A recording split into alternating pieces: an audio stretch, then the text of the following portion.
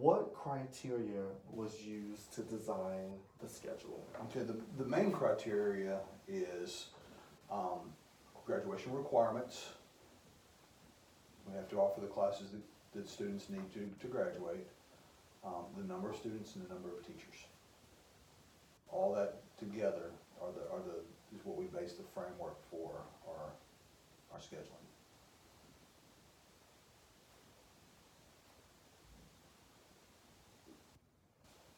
Okay, interesting.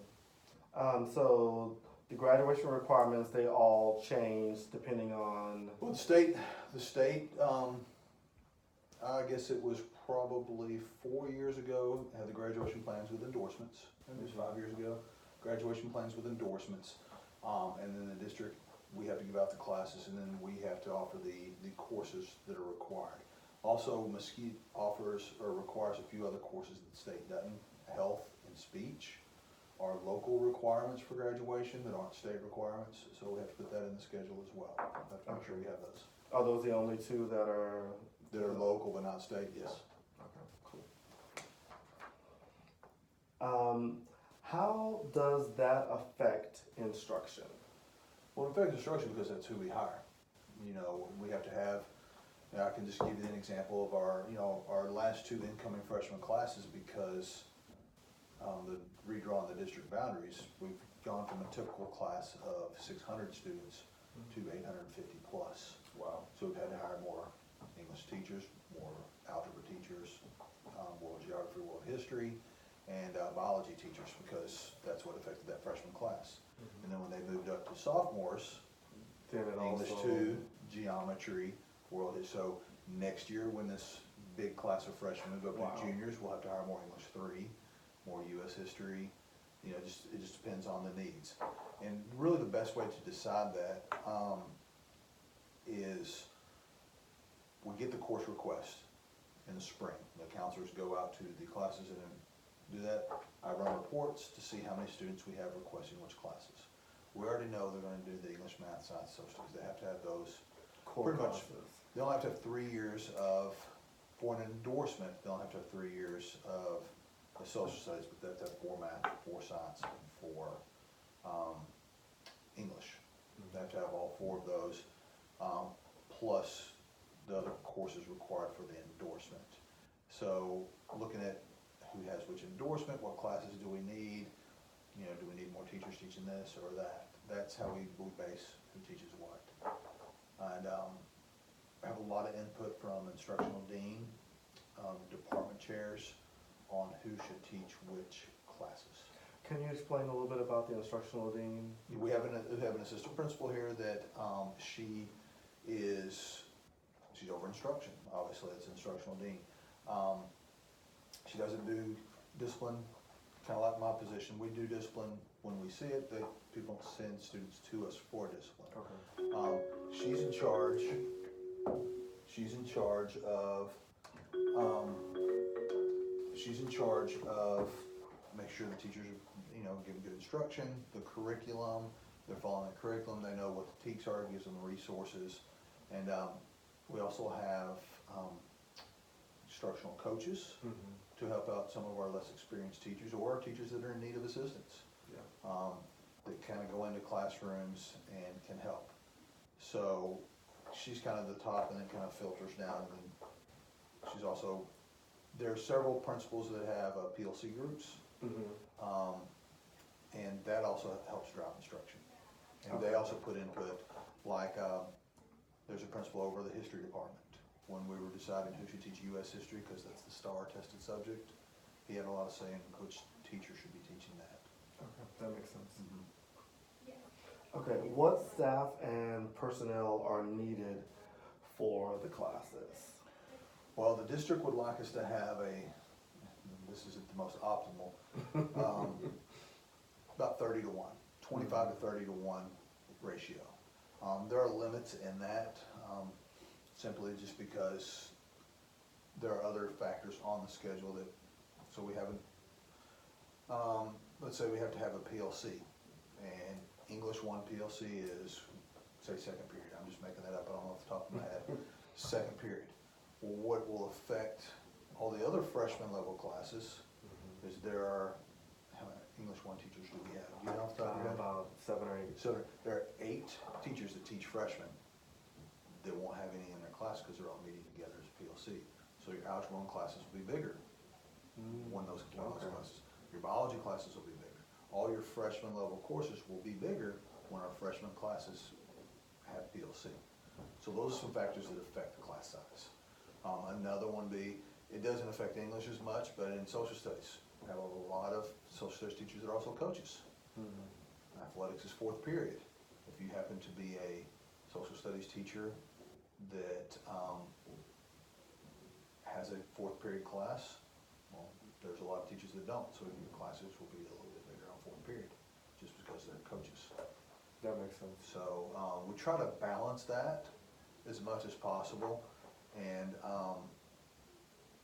it just, but there are certain restraints. When I first started, became a registrar, there's a guy that was retired who was kind of helping me get started. His phrase was, "We can do anything, but we can't do everything." All right, and sometimes we try to do everything, and it just won't fit because there's so many. When you change one thing, it's like a domino, and it affects, it could be an infinite number of other things. So just like changing a kid's schedule, you may think it's just a simple, oh, you can move this one from 1st period to 3rd period, but then that 3rd period's got to move to 5th period, the 5th period's got to move to 8th period, and it could just change 8 classes. Wow. So there are a lot of different things that affect that.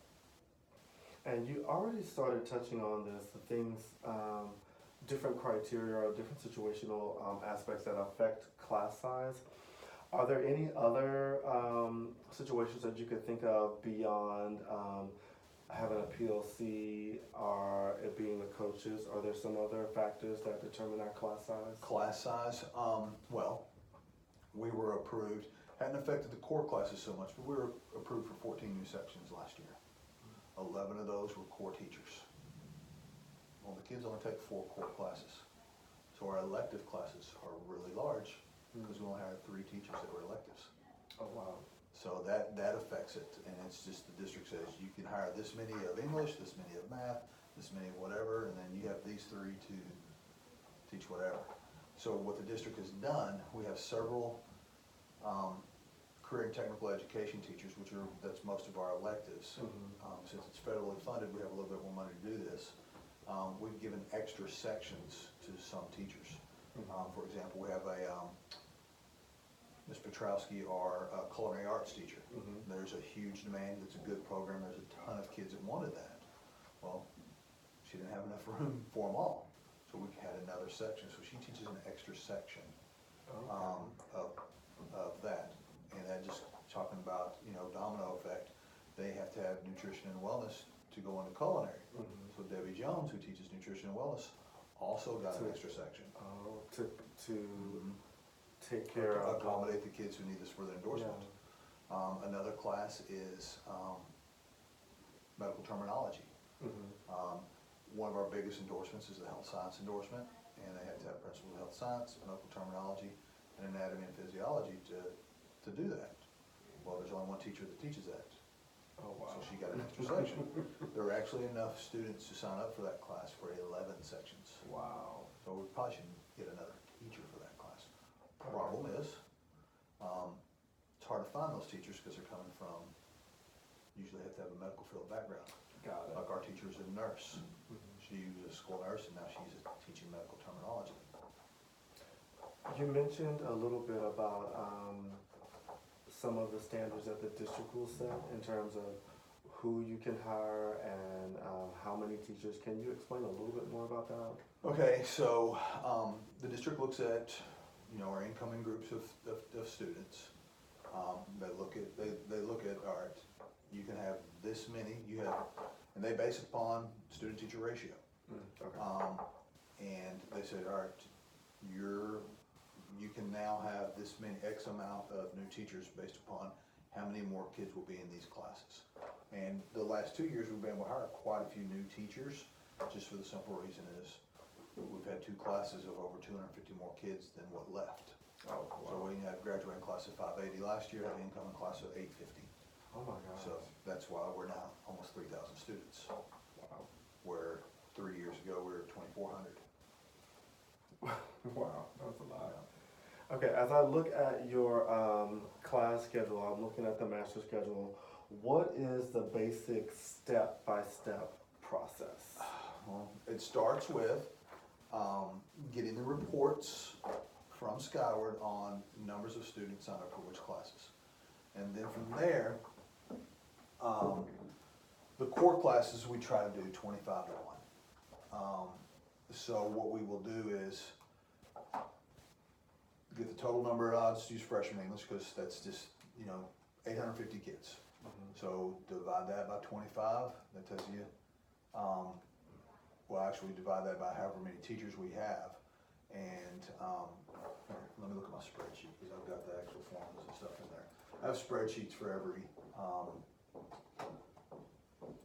every core and all the electives, and that's pretty much how we do it.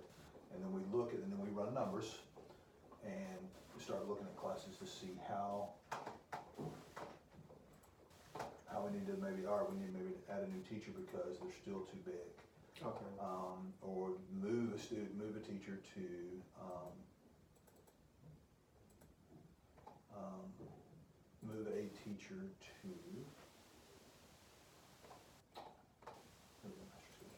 move a teacher from, say, English 3 to English 1. Mm-hmm. All right, so,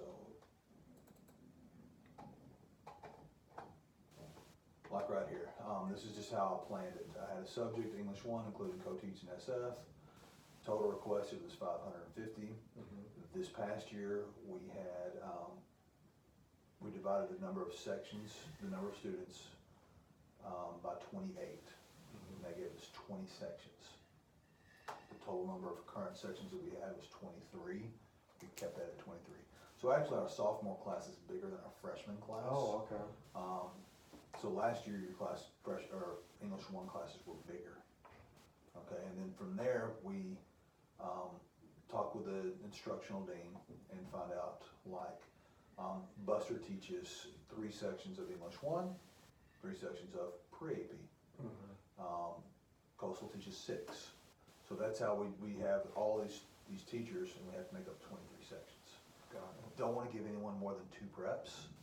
That's an awful lot on a teacher. The only teachers that have more than 2 preps, we have 2 social studies teachers that teach semester long courses, and they'll teach government, AP government, dual credit government, and we have one that teaches economics, psychology, because they're the only one that are credentialed to teach. Oh, okay. Like dual credit Texas government, there's only one teacher who can teach that, but he also teaches AP psychology and dual credit psychology. Oh. So he has 5 preps. Okay. And but everyone else, no one has more than 2, because it's just too much. And that's just basically how we based it on. So we had 555 students request English 1. We had 190 request pre-AP English 1. Wow. And then there were several freshmen that came in already with English 1 credit, they're English 2. So that's kind of how we base it on that. Okay. That's very specific and very number crunching. Yes, you have to do a lot of numbers to figure that out. Just like foreign language, I have another spreadsheet there. Number requested, 273. We need 11 sections of that. Who would teach that? This teacher had 4, this one had 3, this one had 3. It just kind of goes that way. Actually, that was 5 because she also teaches 1 section of AP.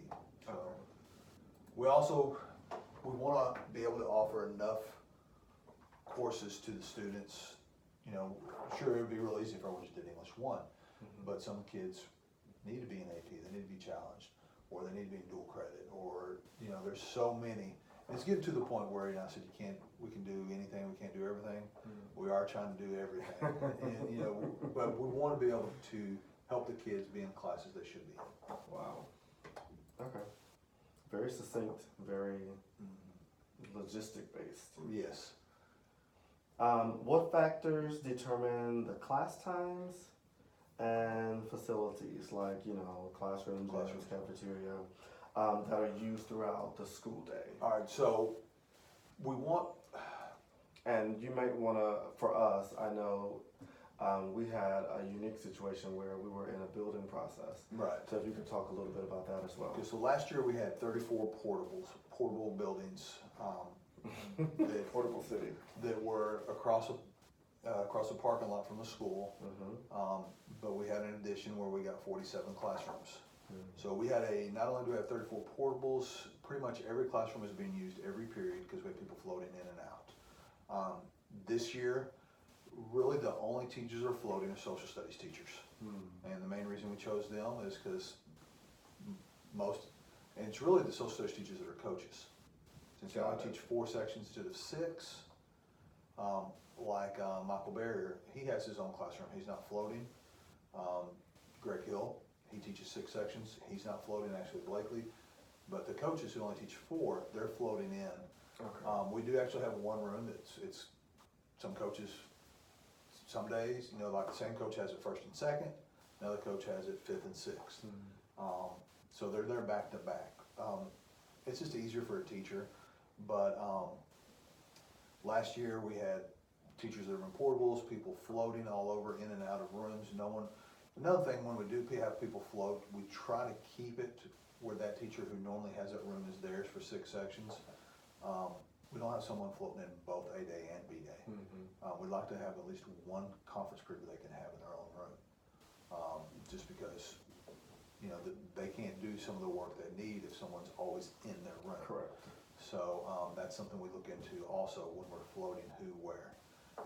Sometimes it's not optimal for the teachers that float, but it affects fewer people if you do it that way. Mm-hmm. If you have them coming in both, now you're affecting 2 people instead of 1. That's kind of how we do it. Also, certain courses require certain rooms. Mm-hmm. Like we only got, of the 47 new classrooms, only 3 were science labs. Really? We could have used a few more. So we had to determine which teachers got that. Well, chemistry does a lot of labs.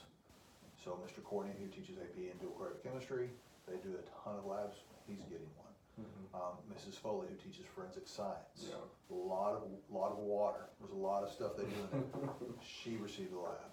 And then Mr. Huffer, who teaches AP biology, got one of the new labs. And then we also have an anatomy teacher that I scheduled it where he taught or she taught, they had 2. They were in those rooms when the other teachers had their conferences. So let's say Foley has 2 conference periods, those other 2 periods, that's not one where we can only float 1 because it's a lab, but they also have an office. Those 2 conference periods were for an AP teacher for that lab, Yeah. then 2 for the other lab, then 2 in the other lab. That way the labs are being used by 4 teachers that only have 3 labs. Wow. It takes a lot of planning. I have all summer. Some of these things you really think through, and some things you're like, oh wow, I wish I would have thought of that a week ago. Yeah. But and like I said, this was the first time I've done a high school master schedule on my own. Mm-hmm. So, honestly, when you think about it, when I took over at the middle school registrar, I had to clean up another master schedule. Mm-hmm. Then I made up one on my own, and then I came here, I had to clean up a master schedule, and then this one I made on my own. There's a lot of things I'll do differently next year, just the way things work. What's one major thing that you think you could change One thing to impact to teachers? the biggest thing that happened is we had and it upset the teacher, and she was it affected her. No one told me what her certification was, and I was told to give her a certain class. Mm-hmm. So I made the master schedule, she had a room, she was teaching a class, comes back, she was only certified to teach a different science. She was physical science, not composite. And I'd given her a life science class, so therefore I had to go back and give her sections of other things and have to hire someone else in that life science class. Wow. And it made her from having a classroom, she'd already seen her schedule, to teaching something else and floating in different rooms. And I get it. It's just one of those things. Wasn't her fault, but the person who's in charge of these teachers teaching these science classes, because I can't know. I have almost 180 to 200 staff members. I don't know what everyone's strength is, especially in certain subjects. Like, I don't know who the best algebra teacher is, or the best biology teacher is, or the best biology teacher for our kids. Yeah. You know, and that's something you also look at.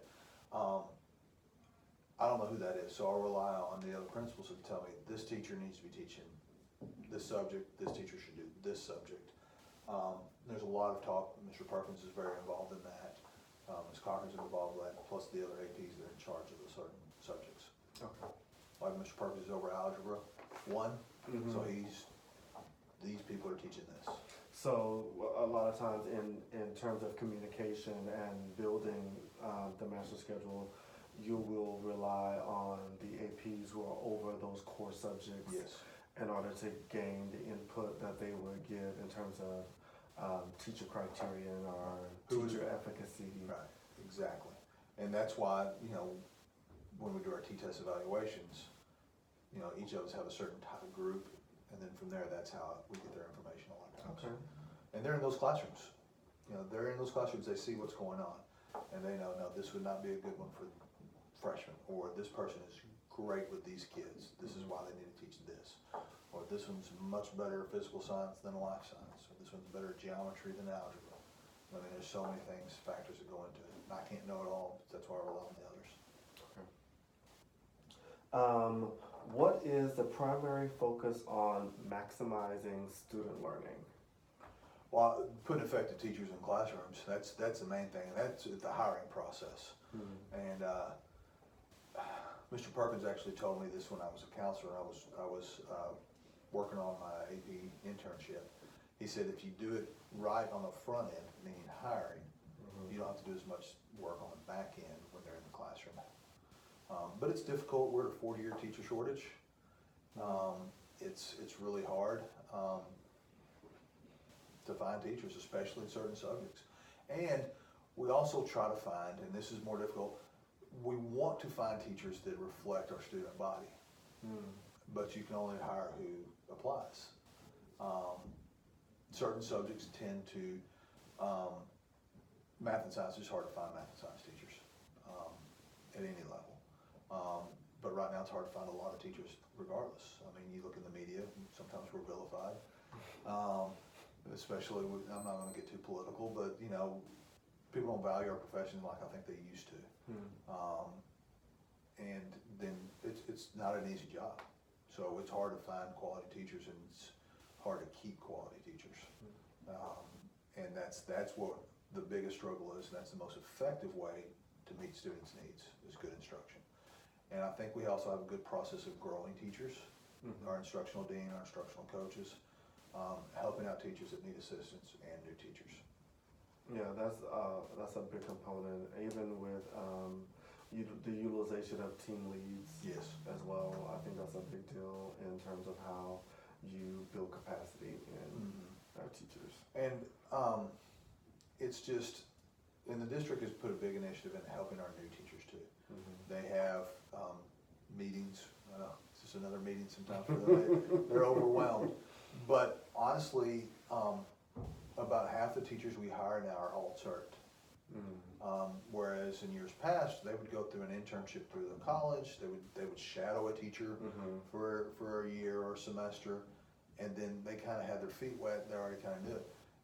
You know, we've had very effective teachers that are alt-cert. There's no, this is better than that, and I think it all depends on the individual. But it's hard you're going into a classroom for the first time with no experience, thinking kids are like they were when you were in school, and they're not. And trying to think things that worked when your teachers did don't necessarily work anymore. They do Some not. things do, some things don't, but that's the biggest balance. And then keeping those teachers when we see potential, it's hard. You know, it is hard, and we've been pretty lucky. I think the last couple of years, but there's a lot of different things. Does the process allow for teacher collaboration? Well, with PLC, and it used to be just STAR tested subjects, Mhm. but we've moved that to a lot of others, like our Spanish teachers have a PLC now. That was one of the things that Ms. Ordonez, who's over them, asked, can you build in a PLC for my Spanish teachers? Mhm. We were able to do that. Having a big school, there's a blessing and a curse. One, we've got 3,000 students, but with so many more staff members, we can be a little more flexible in the scheduling. Mhm. The fact that, we have 180 staff, I can give 4 Spanish teachers off at the same time. Where if it was a smaller school, they just wouldn't fit. Yeah, it would be, we But just have what we have. We're PLCing in geometry, we're PLCing in a lot of things, and I think that helps the teachers collaborate by being with their peers teaching the same subject. Absolutely, absolutely. All right, you're giving me a great wealth of information. I just have a couple more questions. Sure. How do school policies and practices protect the quality instructional time and the student learning? Okay, how the policies, How do the policies and practices protect the quality of the instruction and the student learning? well, this is a state requirement, but, the district, like I said, we're pretty lucky, Mesquite's pretty competitive, in hiring. We're in a big, metropolis, and we've got, our pay scale's pretty good, we have a lot of opportunity. You have to have a certified teacher in the class. Yeah. If not, then you have to send a letter out Yeah. saying we've got 2 teachers that are going through, they've done all the coursework, they're getting their alt certification, but we have only 2 Mhm. in the entire staff that aren't certified. Yeah. And I think that helps with the quality. They've passed the standards they need to pass to teach that. There's only 2. Absolutely. That's good. Absolutely. And I think you've already touched on this, but I'm going to ask it directly anyway. How is the teacher planning time allocated to ensure collegial collaboration? And I think you've kind of already talked about that in terms of the PLCs, Right. because that's a big deal. Right. But are there any other facets to that? Yeah, like there's a couple, and it was an intentional. Like we will have an experienced teacher with the same conference period that's not a PLC with a first year teacher. Sometimes we'll do. I mean, there's like 3 or 4 instances in the master schedule where we said, let's give this teacher this conference period off at the same time as this new teacher, so they can go in and kind of be a mentor. And that's just something we think about when we're thinking through. Another one is we have a brand new social studies teacher, coach, real young. I mean, he looks younger than some of our kids.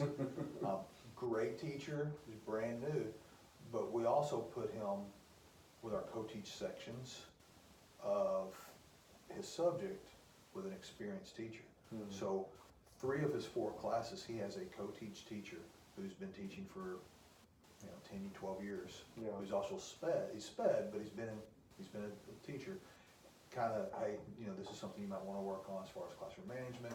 Help, because that's the biggest struggle with new teachers, classroom management. So we put him in with he teaches co-teach, so there's 2 teachers in there to kind of help with the classroom management. Yeah, that's great, because then it will also allow them the chance to go into that classroom, and if they are struggling with classroom management, and see how it's done, and then take some of those strategies back and implement them into their own classroom. Sure. And the same thing with in terms of instructional strategies Right. as well. Yeah. And some of the things we do is we can cover an effective algebra teacher. We can get someone to cover, one of our instructional leads, cover her class, and that teacher go into a new teacher's classroom, and she can show, hey, I'm going to teach this lesson, you can watch. Or the new teacher can come into hers and have the instructional coaching in that one. There's all kinds of ways you can do it. You just have to be flexible, and you got to think outside the box sometimes. How does SPED and LEP fit into the paradigm of creating the master schedule? Okay. LEP is a little easier than SPED, simply because we have 2 teachers. SPED, we have quite a few more. And LEP pretty much just covers the ESL and the reading. Okay. We do have 2 teachers this year, which has helped us tremendously, because in years past we've only had 1. With the boundaries changing, we've got a much bigger influx of LEP kids now than we have in previous years. So what, for the LEP, we just make sure we get the numbers from the middle school and the ones we already have that are coded LEP, what level they're on, if they're immediate, intermediate, a beginner, an advanced or advanced high through TELPAS. And we create certain, there's an ESL 1 and an ESL 2, and there's a reading 1 and a reading 2 for the LEP kids. So we have more sections of the ESL 1 than we do 2. Just with a freshman class, some of the kids are repeating. We just have more numbers. And basically, between the two teachers, we make sure we have all those kids in the appropriate classes. And as a matter of fact, there's actually one class where they're in there together, team teaching, because we didn't have enough kids to really warrant that 12th section. Got it.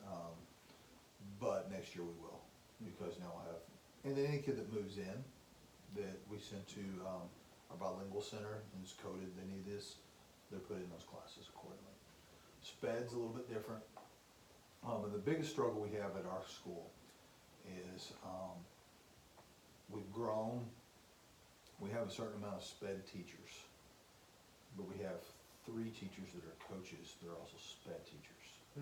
So that is, they all have athletics where the period they coach, 2 sections each. So we have 6 sections of SPED.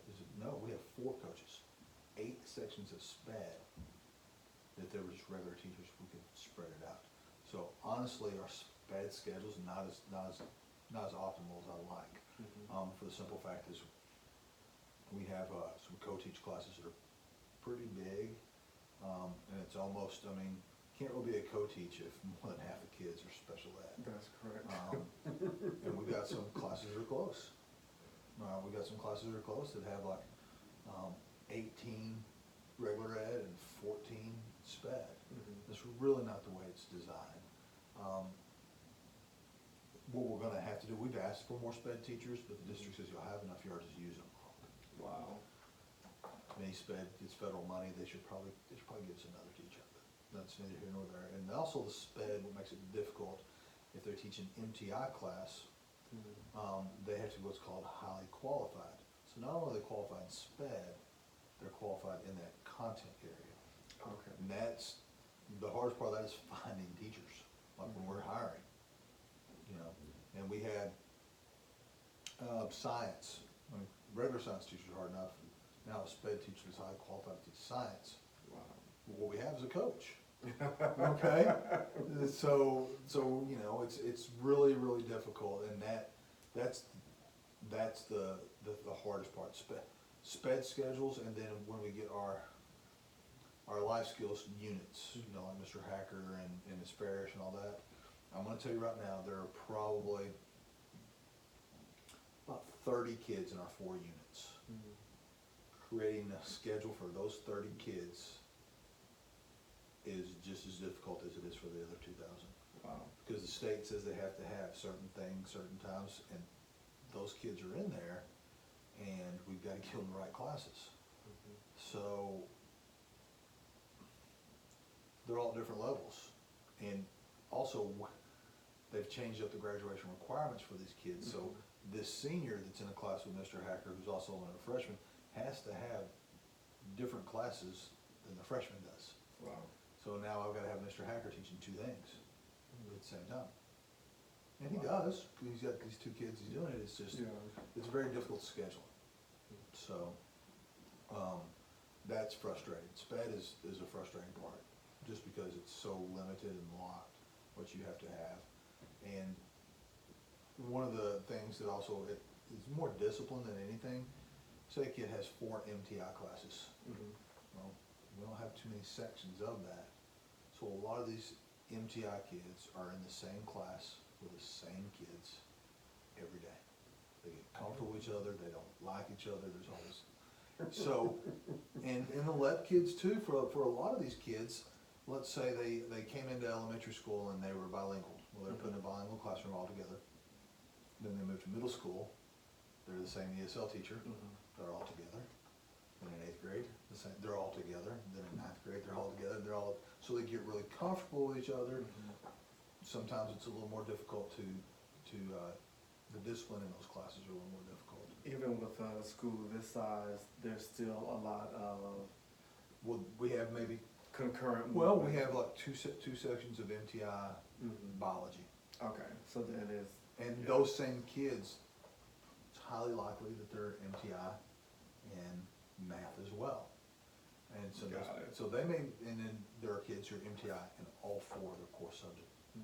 So there's So only only- 8 sections, you know, that it's gonna, and then, well, let's say they're in a 4 MTI and they're in athletics. Well, if you got 2 kids, so that, they can't have it this period, so they gotta have it that period, and then if this one's locked, then you can't put them there, so it's very hard. And then some of the kids, we don't have a ton of co-teach sections either, because we have 8 coaches. All right, or 4 coaches that teach it. So they could be in MTI math and co-teach English. They're going in the same class together. They're going in the Wow. same co-teach class together. wow.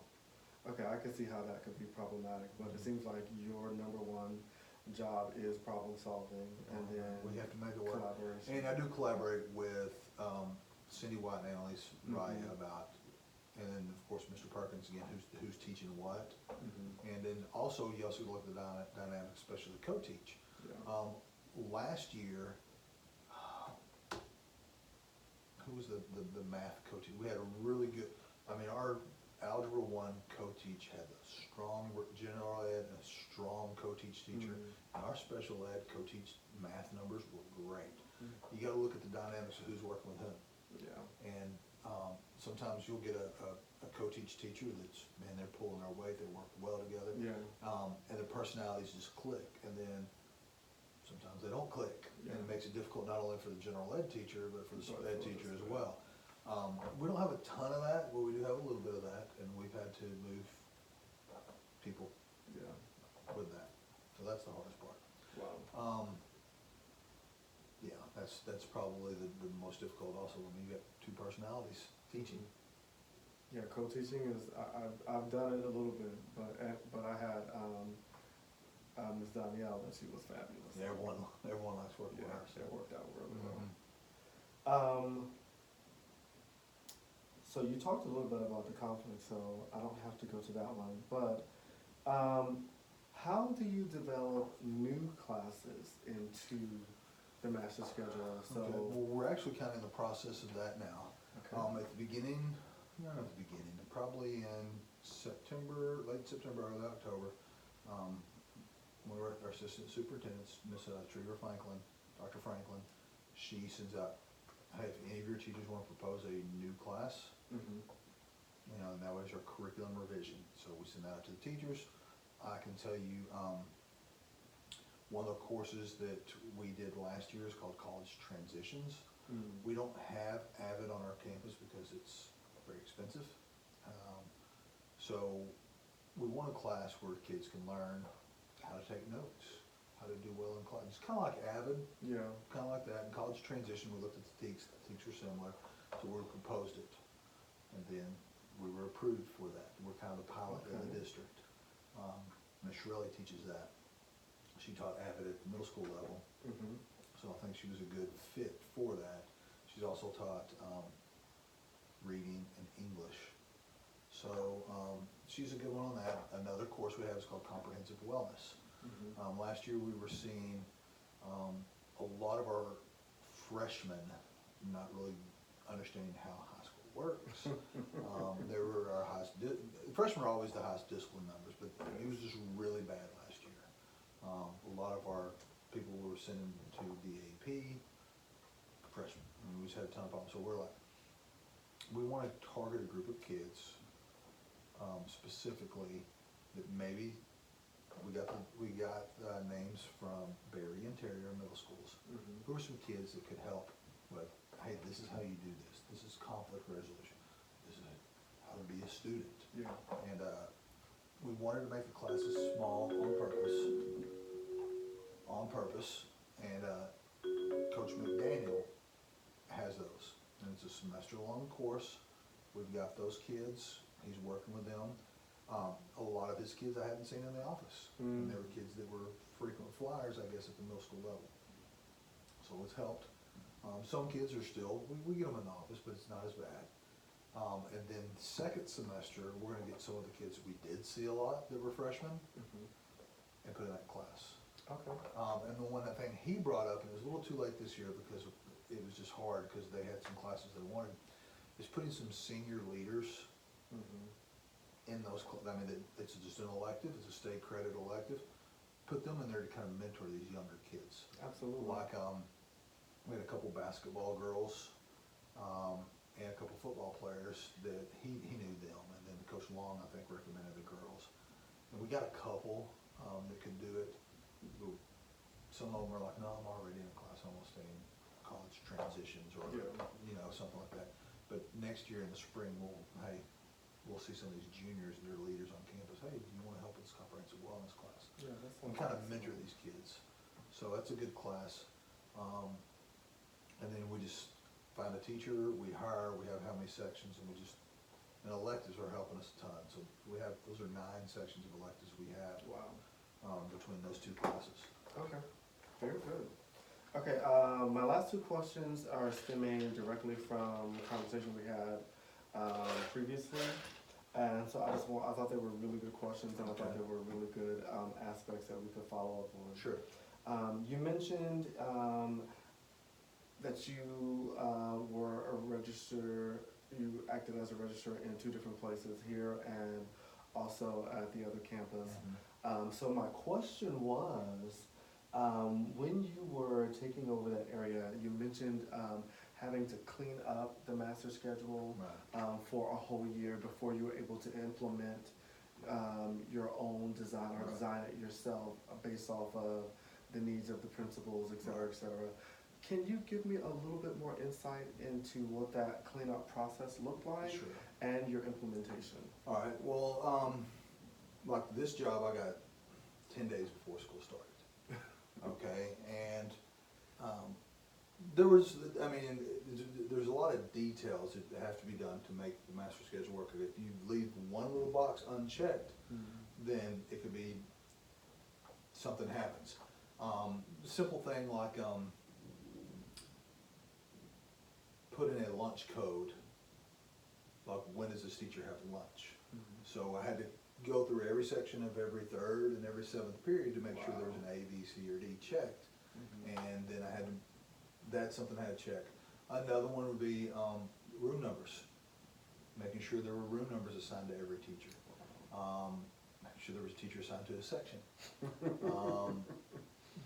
And there were things like that. It wasn't like there was, but you still have to double check every single one. And then there's another one that's just things like when you create a section, there's, I guess the best way to put it is you gotta put, if it's first semester and it's just the way this operating system works, you gotta put from 1 to 1 is the semester it is, then you got from 2 to 2. If not, when you do the transcripts, they'll be off. So to make the transcripts, everything fit on the transcript, you get, so like I'll see a transcript that's off, like say biology, and their 2018 is one's up here and one's down here. I've got to go back, oh, this one didn't put 2 to 2, and I just got to type a 2, save. Wow. But there's little things that you find like that, and it was something that just went on. I didn't know who some of these teachers were. I mean, I was here previously as a counselor, but they'd hired, I think in the last 2 years, just because of the increase in our faculty, and then we had a coaching change. We've hired 67 new teachers in the past 2 years. So just getting to know them, it's hard. And there are some teachers you could tell me what they look like, or who they are, and I could tell you what they look like. I was in on some of the interviews, but not all. So that was the difficult part. Also, running numbers, seeing where, last year, every year, there's always one period that's just, everyone's classes are just huge. It's just the way it is. But balancing the schedule, so there weren't a ton of those last year. That was, I knew some people that, someone was promised a room last year by one person, me, and they didn't get it, and it was just because we couldn't fit it in. We didn't have enough rooms. And that person did get a room this year when we got the new expansion, so it worked out pretty good, but, you know, that was hard. I mean, they promised a room, well, they didn't give it to you in the master schedule, and someone else has that room now, and and that person was a coach, so, and I can't really give that to them when they have 4 sections over someone that has 6. Yeah. That's their priority with that. Okay. Okay, and I guess my last two, I'll try to lump them together. What areas of the master schedule are you the most pleased with? And also, if you were creating the perfect master schedule for this school that you're at, what would have to change, or what would you have to realign? Okay, I think the thing I'm most pleased with is I was able to give a PLC to every subject that needed one. We've always had it for STAR tested subjects, but we've never had it for Spanish. Spanish 1 and Spanish 2 got a PLC. And that just helps, to me, in the long run, teachers that can plan together purposefully to impact the kids is what's best, and that can only help the instruction. It makes it a little more difficult. It'd be a lot easier if I could just rearrange it. We have 24 sections of biology. Mm-hmm. Well, none of those are 2A because they're all PLC. Yeah. So it would be easier, their classes would be more spread out if that weren't the case. And I'm sure 2A, there's English 1, I think it's 2A is when biology is. English 1, Algebra 1, and World History classes are all big because I've got 8 biology teachers that are all PLC. Yeah. So, that's the hardest part, but everyone gets the PLC, and I think that's good. What would I want to help make the perfect schedule? Yeah. This is just Pi Beta Network. More teachers, and each of them will have their own classroom. Yeah, okay. Everyone have their own classroom. There's no floating. Everyone have a lab. You know, everything they need for their classroom too. If we could have that, that would be great. And I'm sure there's some small schools where that's the case, but here it's not. Cool.